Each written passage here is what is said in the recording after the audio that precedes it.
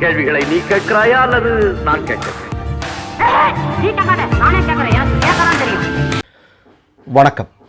வெறுப்பு கூடாது அப்படின்னு ஒரு அரசியல்வாதி சொல்கிறாருன்னு வைங்க, நீங்கள் அதை எப்படி எடுத்துப்பீங்க? இப்போது ஒரு கம்யூனிஸ்ட்காரர் சொல்கிறார் வெறுப்பு கூடாதப்பா அப்படின்னு சொல்கிறாரு, நம்ம கண்டிப்பாக ஏற்றுப்போம். கம்யூனிஸ்ட்காரன் சொல்லலாம். இப்போ ஒரு காங்கிரஸ்காரன் சொல்கிறார் வெறுப்பு கூடாது. இப்போ ராகுல் காந்தி நம்மளை பார்த்து சொல்கிறாரு, இந்திய மக்களை பார்த்து சொல்கிறார் வெறுப்பு கூடாது. அப்போ நம்ம எல்லாம் ஏற்றுப்போம், சரிதான் அப்படின்னு சொல்லுவோம். டிஎம்கே இப்போ முதல்வர் சொல்கிறார், ஸ்டாலின் சொல்கிறார் வெறுப்பு கூடாது, கண்டிப்பாக நம்ம ஏற்றுப்போம் இல்லையா? ஆனால் ஒரு ஆர்எஸ்எஸ்காரன் சொல்கிறான், இந்தியாவில் ஒரு மாநிலத்தை பார்த்தோ இல்லை ஒரு இந்தியாவில் இருக்கக்கூடிய மக்களை பார்த்து சொல்கிறான் வெறுப்பு கூடாது அப்படின்னு சொன்னால் நமக்கு சிரிப்பு வரும். முதல்ல டப்புன்னு சிரிச்சிருவோம், அதுக்கப்புறம் என்ன வரும்? கடுமையான கோபம் வரும் நமக்கு இல்லையா? காந்தியை சுட்டு கொன்றவர்கள், பாபர் மசூதியை இடித்தவர்கள், குஜராத் கலவரம் உருவாக்கி 3000க்கும் அதிகமான மக்களை கொலை செய்தவர்கள், இன்று வரையிலும் கடவுளின் பெயரில் மதத்தின் பெயரில் இந்தியாவில் மக்களை கொன்று குவித்து கொண்டிருப்பவர்கள், இவர்களுடைய பிரதிநிதிகள் வந்து நம்மக்கிட்ட சொல்கிறாங்க வெறுப்பு கூடாது அப்படின்னு. நம்ம ஏற்றுப்போமா? நம்ம ஏற்றுக்கவே மாட்டோம் இல்லையா? இப்போ யார் சொல்லியிருக்கா அப்படின்னு நீங்கள் கேட்கலாம், ஏப்பா நீ இந்த அளவு கொதித்து பேசுகிற அப்படின்னு. யார் சொல்லியிருக்கிறா அப்படின்னா, உத்தரப்பிரதேசத்தினுடைய முதல்வராக இருக்கக்கூடிய, சொல்லும்போதே சிரிப்பு வருது பாருங்க, யோகி ஆதித்யநாத் தமிழ்நாட்டு முதல்வரை பார்த்து தமிழ்நாட்டு மக்களை பார்த்து சொல்கிறார் வெறுப்பு கூடாது அப்படின்னு சொல்லியிருக்கிறாரு. எதுக்காக சொல்லியிருக்கிறாரு தெரியுமா? ஏன் பதட்டப்பட்டு அப்படி சொல்லியிருக்காரு தெரியுமா? அதாவது தமிழ்நாடு ஒன்றிணைந்து இல்லையா, முதல்வர் ஸ்டாலின் தலைமையில் மும்மொழி கொள்கை, நாடாளுமன்ற தொகுதி மறுசீரமைப்பு, இவற்றுக்கு எதிராக மிகப்பெரிய தீர்மானங்களை நிறைவேற்றியிருக்கு. மோடியை அலற விட்டுட்டு இருக்கிறாங்க முதல்வர் மு.க. ஸ்டாலினும் அவர் தலைமையில் அணிதிரண்ட பல்வேறு இந்திய மாநிலத்தினுடைய முதல்வர்கள் எல்லாம் சேர்ந்து ஆர்எஸ்எஸ்னுடைய தூக்கத்தை கெடுத்து வச்சுருக்காங்க.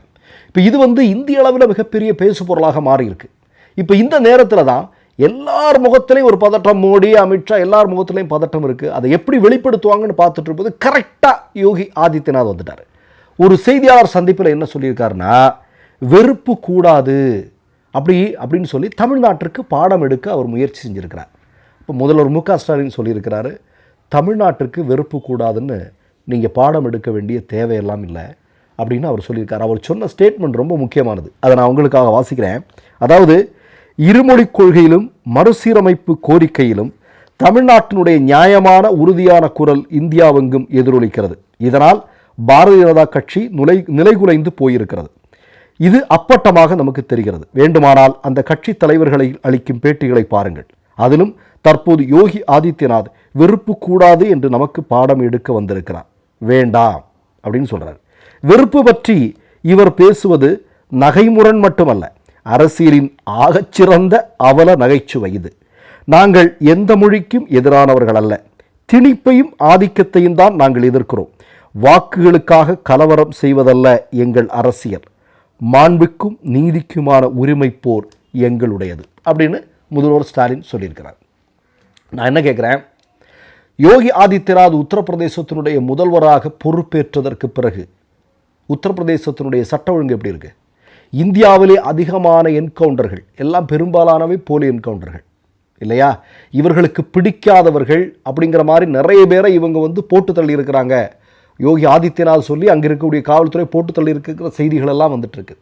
இன்னும் எவ்வளோ சொல்லணும், குல்தீப் செங்கார், ஹத்ராஸ், அதாவது டெய்லி ஒன்று சொல்லிக்கிட்டே இருக்கலாம். நீங்கள் டெய்லி யோகி ஆதித்யநாதனுடைய இதில் நம்ம சொல்லிட்டு இருக்கலாம். இதுக்கெல்லாம் அடித்தளமாக இருக்கிறது என்னது? வெறுப்பு அரசியல், சங்க பரிவாரங்களுடைய வெறுப்பு அரசியல், யோகியினுடைய வெறுப்பு அரசியல். ஒரு குற்றம் சுமத்தப்பட்ட நபர் வந்து ஜெயிலிருந்து வெளியே வராரு, ஒருத்தன் ஜெய் ஸ்ரீராம்னு சொல்லிட்டு அவரை துப்பாக்கியால் சுட்டு கொள்றான். பட்ட பகலில் நடக்குது. யோசிச்சு பாருங்க, பட்ட பகலில் ஒரு சங்கி ஜெய் ஸ்ரீராம்னு சொல்லிட்டு ஒருத்தரை சுட்டு கொள்றான். இது பாஜக அல்ல இன்னொரு மாநிலத்தில் நடந்தால் என்ன நடக்கும்? அப்போ நம்மளை பார்த்து சொல்கிறாங்க, தமிழ்நாட்டை பார்த்து சொல்கிறான் யோகி ஆதித்யநாத் சொல்கிறாரு, என்ன சொல்கிறாரு? வெறுப்பு கூடாது அப்படின்னு சொல்கிறாங்க.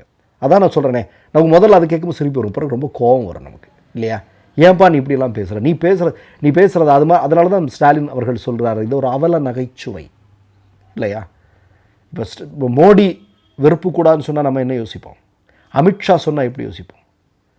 ஆர்எஸ்எஸ்காரன் வந்து சொன்ன என்ன? அரசுக்காரன் சொல்லுவான் இல்லையா, இந்தியாவினுடைய முஸ்லீம்களை ஏற்றுக்கொள்ளாதவர்கள் சரியான இந்துக்களே அல்ல அப்படின்லாம் ஸ்டேட்மெண்ட் எல்லாம் விடுவாங்க. ஆனால் நாக்பூரில் ஒரு மிகப்பெரிய கலவரம் வெடிக்கும் இல்லையா? பல்வேறு பாஜக ஆளக்கூடிய மாநிலங்களில் முஸ்லீம்களுக்கு எதிராக மிகப்பெரிய வன்முறையை கட்டவிழ்த்து விடுவார்கள். ஆனால் மோகன் பாத் போத்திட்டு இருப்பார், எதுவுமே பேச மாட்டார். அப்போ என்ன அப்படின்னா இவங்க பேசுவாங்க, இதெல்லாம் பேசுவாங்க, ஆனால் செய்வது வேறு ஒன்றாக இருக்கும். அதனால தான் முதல்வர் தெளிவாக யோகி ஆதித்யநாத்தை பார்த்து சொல்லுங்க, இங்கெல்லாம் அதை வச்சுக்க வேண்டாம், சரியா?